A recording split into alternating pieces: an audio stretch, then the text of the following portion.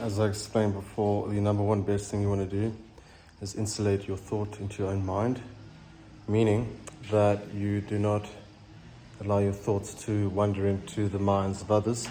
What that does is it cleans and clarifies your own internal interpersonal relationship with people in your own psychology and mind, and that changes your energy, your mode, your emotions, because you're changing your psychological state at will through new choices you're making, creating new pathways within inside of your consciousness, your brain, your psychology.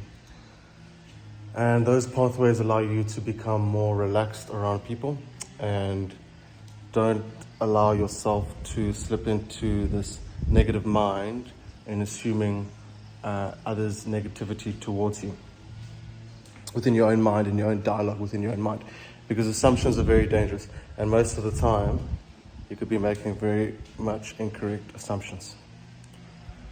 So rather than make assumptions that leave us feeling psychologically drained, emotionally drained, energetically drained, what we do is we don't assume the worst. We assume everything's okay, everything's good.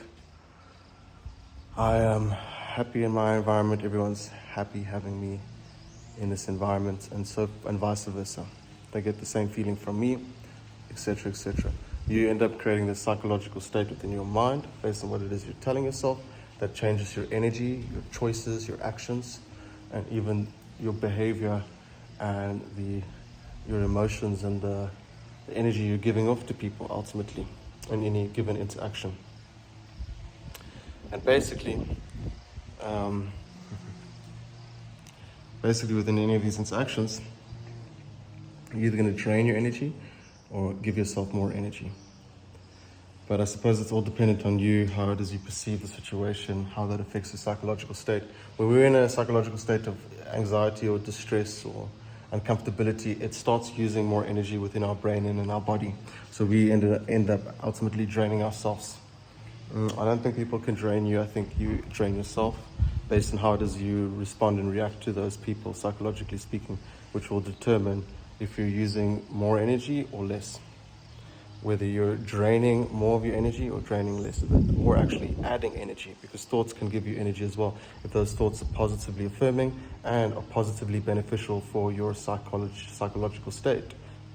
So positive belief systems, positive ideologies, positive expectations, as opposed to negative expectations. There's no reason as to why it is you cannot assume that everything's okay, and that for you to stay in that feeling, so that you don't give into fear-based thinking, fear-based thought processes that happen within your mind.